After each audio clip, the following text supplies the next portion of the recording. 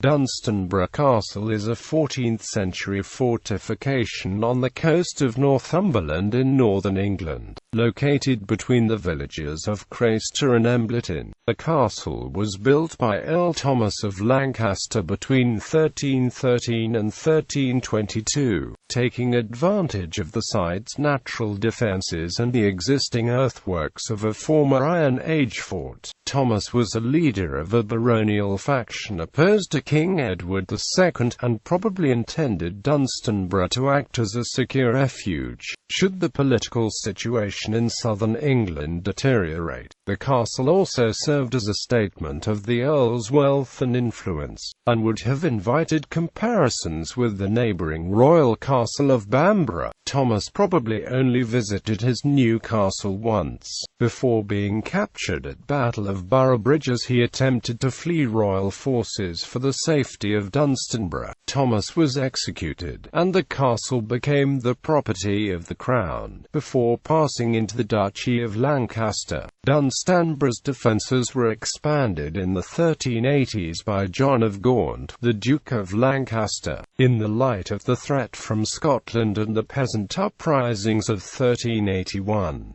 The castle was maintained in the 15th century by the Crown, and formed a strategic northern stronghold in the region during the Wars of the Roses, exchanging hands between the rival Lancastrian and Yorkist factions several times. The fortress never recovered from the sieges of these campaigns, and by the 16th century the Warden of the Scottish Marches described it as having fallen into wonderful great decay. As the Scottish border became more stable, the military utility of the castle steadily diminished, and King James I finally sold the property off into private ownership in 1604. The Grey family owned it for several centuries. Increasingly ruinous, it became a popular subject for artists, including Thomas Girton and J.M.W. Turner, and formed the basis for a poem by Matthew Lewis in 1808. By the 1920s, the castle's then owner, Sir Arthur Sutherland, could no longer afford to maintain the property, and he placed it into the guardianship of the state in 1930. When the Second World War broke out in 1939, measures were taken to defend the Northumberland coastline from a potential German invasion. The castle was used as an observation post, and the site was refortified with trenches, barbed wire, pillboxes and a minefield. The Dunstanburgh Castle golf course was built around the property in 1900, and expanded by Sutherland in 1922.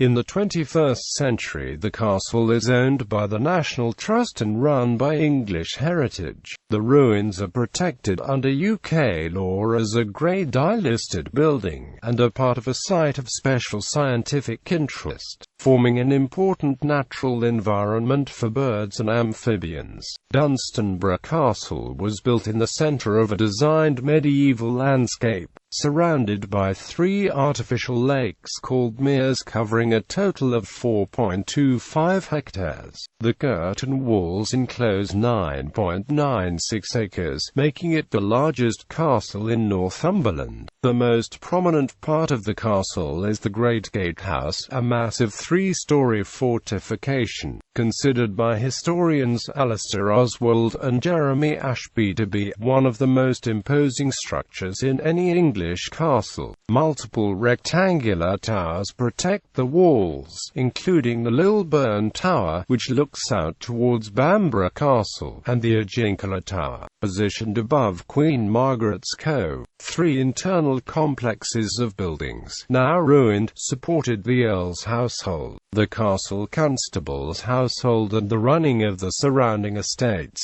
A harbour was built to the southeast of the castle, of which only a stone quay survives. History. Prehistory 13th century. The site of Dunstanburgh Castle in northeast Northumberland was probably first occupied in prehistoric times. A promontory fort with earthwork defences was built on the same location at the end of the Iron Age, possibly being occupied from the 3rd century BC into the Roman period. By the 14th century, however, the defences had been long abandoned, and the land was being used for arable crops. Dunstanburgh formed part of the barony of Embleton, a village that lay inland to the west, traditionally owned by the Earls of Lancaster. The origins and the earliest appearance of the name Dunstanburgh are uncertain. Versions of the name Dunstanburgh and Dunstanburgh were in use by the time of the castle's construction, however, and Dunstanburgh may stem from a combination of the name of the local village of Dunstan and the Old English word burh, meaning fortress. Early 14th century construction. Dunstanburgh Castle was constructed by Thomas, the Earl of Lancaster, between 1313 and 1322. Thomas was an immensely powerful English baron, the second richest man in England after the king, with major land holdings across the kingdom. He had a turbulent relationship with his cousin, King Edward II, and had been a ringleader in the capture and killing of Edward's royal favourite, Piers Gaveston, in 1312. It is uncertain exactly why Thomas decided to build Dunstanburgh. Although it was located on a strong defensive site, it was some distance from the local settlements and other strategic sites of value. Thomas held some lands in Northumberland, but they were insignificant in comparison to his other estates in the Midlands and Yorkshire, and up until 1313 he had paid them little attention. In the years following Gaveston's death, however, civil conflict in England rarely seemed far away, and it is currently believed that Thomas probably intended to create a secure retreat of safe distance away from Edward's forces in the south. He also probably hoped to erect a prominent status symbol, illustrating his wealth and authority, and challenging that of the kings. He may perhaps also have hoped to create a planned town alongside the castle, possibly intending to relocate the population of Embleton there. Building work on the castle had commenced by May 1313, with labourers beginning the process of excavating the moat and starting to construct the castle buildings. Some of the outer wall may have been built by workers from Embleton as part of the feudal dues to Thomas. The operations were overseen by a mason, Master Elias, possibly Elias de Burton, who had been previously involved in the construction of Conwy Castle in North Wales. Iron, Newcastle coal and Scandinavian wood was brought in for use in the project. By the end of the year £184 had been spent, and work continued for several years. A license to crenellate, a form of royal authorization for a new castle, was issued by Edward II in 1316, and a castle constable was appointed in 1319, charged with defending both the castle and the surrounding manors of Embleton and Stamford. By 1322 the castle was probably complete. The resulting castle was huge, protected on one side by the sea cliffs with a stone curtain wall, a massive gatehouse and 6 towers around the outside. A harbour was built on the south side of the fortress, enabling access from the sea. Northumbria was a lawless region in this period, suffering from the activities of thieves and chevaldeurs, a type of border brigand, many of whom were members of Edward II's household, and the harbour may have represented a safer way to reach the castle than land routes. Earl Thomas of Lancaster made little use of his new castle, the only only time he might have visited it was in 1319, when he was on his way north to join Edward's military campaign against Scotland. Civil war then broke out in 1321 between Edward and his enemies among the barons. After the initial royalist successes, Thomas fled the south of England for Dunstanburgh in 1322, but was intercepted en route by Sir Andrew Harclay, resulting in the Battle of Borough Bridge, in which Thomas was captured and then later executed. The castle passed into royal control, and Edward considered it a useful fortress for protection against the threat from Scotland. Initially it was managed by Robert Embleton, a merchant from Newcastle, and protected by a garrison of 40 men-at-arms and 40 light horsemen. Roger Madwit, a politically rehabilitated former member of Thomas's army, was appointed as constable, followed by Sir John de Lilburne, a Northumberland chevalier in 1323, who was in turn replaced by Roger Heron. Madwit and the castle's garrison took part in the Battle of Old Byland in 1322, and the garrison was subsequently increased to 130 men, predominantly light horsemen, and formed a key part of the northern defences against the Scots. By 1326, the castle was given back to Thomas's brother, Henry of Lancaster, with Lilburne returning as its constable, and continued to be of use in defence against the Scottish invasions over the next few decades. Late 14th century Dunstanburgh Castle was acquired by John of Gaunt through his marriage to Henry of Lancaster's granddaughter, Blanche, in 1362. Gaunt was the younger brother of King Edward III and, as the Duke of Lancaster, was one of the wealthiest men of his generation. He became the lieutenant of the Scottish Marches and visited his castle in 1380. Dunstanburgh Castle was not a primary strategic target for Scottish attack, as it was positioned away from the main routes through the region, but it was kept well garrisoned during the Scottish Wars. The surrounding manor of Embleton had nonetheless suffered from Scottish raids, and Gaunt had concerns over the condition of the castle's defences, ordering the building of additional fortifications around the gatehouse.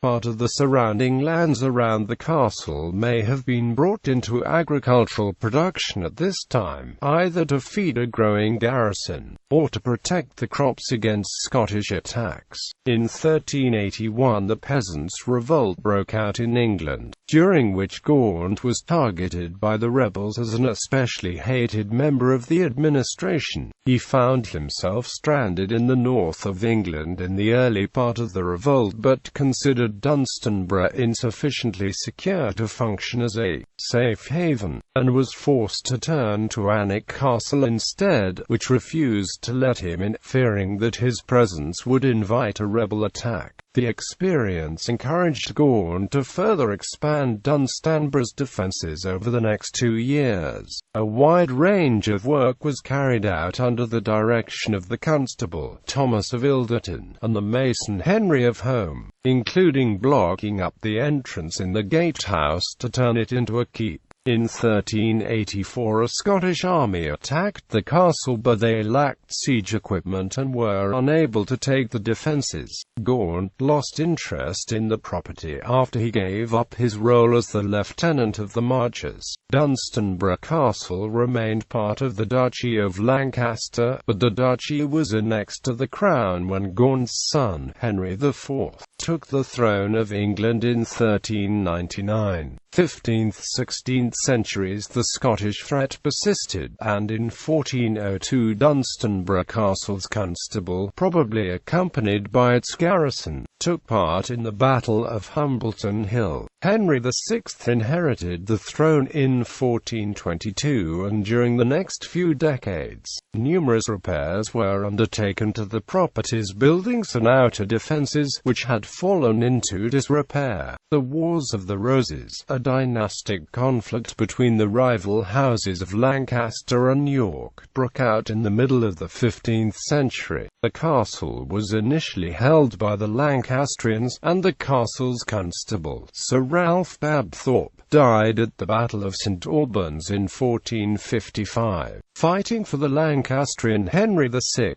The castle formed part of a sequence of fortifications protecting the eastern route into Scotland, and in 1461 King Edward IV attempted to break the Lancastrian stranglehold on the region. Sir Ralph Percy, one of the joint constables, defended the castle until September 1461, when he surrendered it to the Yorkists. In 1462, Henry VI's wife, Margaret of Anjou, invaded England with a French army. Landing at Bamburgh, Percy then switched sides and declared himself for the Lancastrians. Another Yorkist army was dispatched north in November under the joint command of the Earls of Warwick and Worcester, and Sir Ralph Grey. They besieged the castle, which surrendered at Christmas. Percy was left in charge of Dunstanburgh as part of Edward IV's attempts at reconciliation, but the next year he once again switched sides, returning the castle to the Lancastrians. Percy died at the Battle of Hedgeley Moor in 1464, and the Earl of Warwick reoccupied the castle that June following a short siege. The castle was probably damaged during the wars, but, other than minor repairs in 1470, nothing was spent on repairs and it fell into disrepair. It was used as a base for piracy in 1470, and by the 1520s its roof was robbed for lead for use at the castle at Walker-upon-Tweed, and further lead and timber were taken for the Moot Hall in Embleton. By 1538 it was described in a royal report to Henry VIII as a very ruinous house and of small strength, and it was observed that only the gatehouse was still habitable. Some repairs were carried out to the walls by Sir William Elliker, the king's receiver, but a 1543 survey showed it to still be in poor condition. In 1550 the warden of the Middle and Eastern Marches, Sir Robert Bowes, described Dunstanburgh as being in wonderful great decay. A report in 1584 suggested that it would cost Queen Elizabeth I £1,000 to restore the castle, but argued that it was too far from the Scottish border to be worth repairing. Alice Craster, a wealthy widow, occupied the castle from 1594 to 1597, probably living in the gatehouse, where she carried out restoration work, and farming the surrounding estate. For much of the 16th century, local farmers bought the right to use the outer bailey of the castle to store the cattle in the event of Scottish raids, at the price of 6 pence a year. 17th–19th centuries. In 1603, the unification of the Scottish and English crowns eliminated the need for any residual need for Dunstanburgh Castle as a royal fortress. The following year, King James I sold the castle to Sir Thomas Windebank, Thomas Billot and William Blake, who in turn sold it on to Sir Ralph Grey, a nearby landowner. The following year, Ralph's son, William Lord Grey, was affirmed as the owner of the castle in 1625. The Grey dynasty maintained their ownership of the castle, which passed into Lady Mary Grey's side of the family following a law case in 1704. The lands around the castle and the outer bailey were used for growing wheat, barley and oats, and the walls were robbed of the stone for other building work. A small settlement, called Nova Scotia, was built on the site of the castle's harbour, possibly by Scottish immigrants. Several engravings were published of the castle in the 18th century, including a somewhat inaccurate depiction by Samuel and Nathaniel Buck in 1720, and by Francis Grose and William Hutchinson in 1773 and 1776 respectively. Mary's descendants, the Earls of Tankerville, owned the property until the heavily indebted Charles Bennet, the 6th Earl, sold it for £155,000 in 1869 to the trustees of the estate of the late Samuel Ayres. There had been some attempts at restoration in the early 19th century, and the passageway through the gatehouse was modified and reopened in 1885. The historian Cadwallader Bates undertook fieldwork at the castle in the 1880s, publishing a comprehensive work in 1891, and a professional architectural plan of the ruins was produced in 1893. Nonetheless, a representative of the estate expressed his concern to the Society of Antiquities in Newcastle upon Tyne about the condition of the castle in 1898, noting the poor repair of much of the stonework and the importance of the ongoing preservation work that the estate was undertaking. Dunstanburgh's ruins became a popular topic for artists from the end of the 18th century onwards. Thomas toured the region and painted the castle. His picture dominated by what art historian Søren Melikian describes as the forces of nature unleashed, with wild waves and dark clouds swirling around the ruins. J.M.W. Turner was influenced by Gertin, and when he first painted the castle in 1797 he similarly focused on the wind and the waves around the ancient ruins, taking some artistic license with a view of the castle to reinforce its sense of isolated and former grandeur. Turner drew on his visit to produce further works in oils, watercolors, etchings and sketches, through until the 1830s, making the castle one of the most common subjects in his corpus of work. 20th and 21st centuries. A golf course was constructed alongside the castle in 1900, and the estate was later sold to Sir Arthur Sutherland, a wealthy shipowner, in 1919.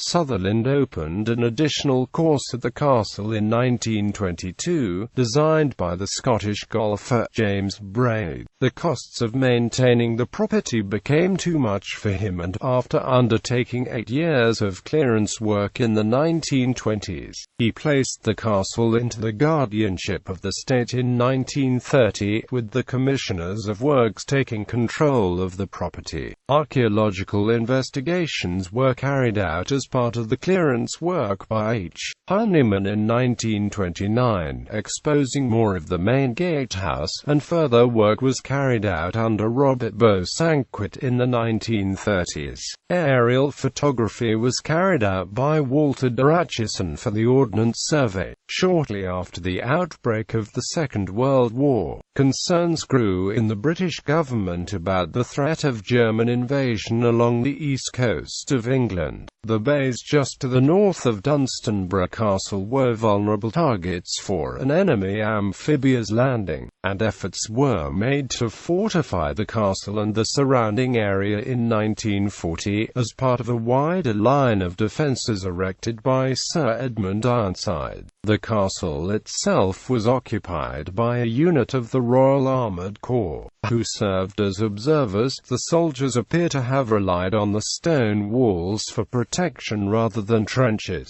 and, unusually, no additional firing points were cut out of the stonework, as typically happened elsewhere. The surrounding beaches were defended with lines of barbed wire, slit trenches and square weapons pits, reinforced by concrete pillboxes to the north and south of the castle, at least partially laid down by the 1st Battalion Essex Regiment. A 20-foot-wide ditch was dug at the north end of the moat to prevent tanks from breaking through and following the track south past the castle, and a 545-foot by 151-foot-wide anti-personnel minefield was laid to the southwest to prevent infantry soldiers from circumventing the castle's defences and advancing down into Craster. After the end of the war, the barbed wire was cleared away from the beaches by local Italian prisoners of war, although the 2 pillboxes,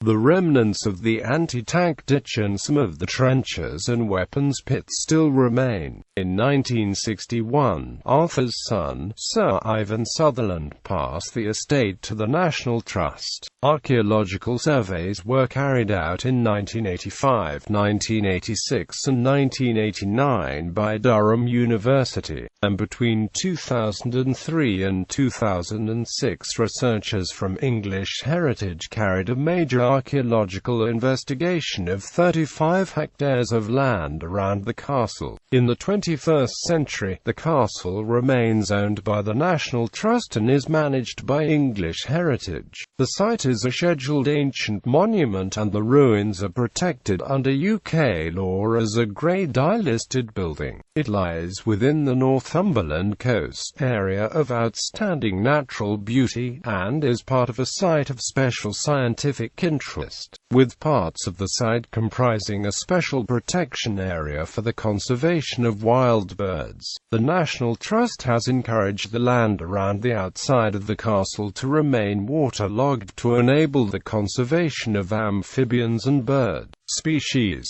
and the inside of the castle is protected from grazing animals to encourage nesting birds.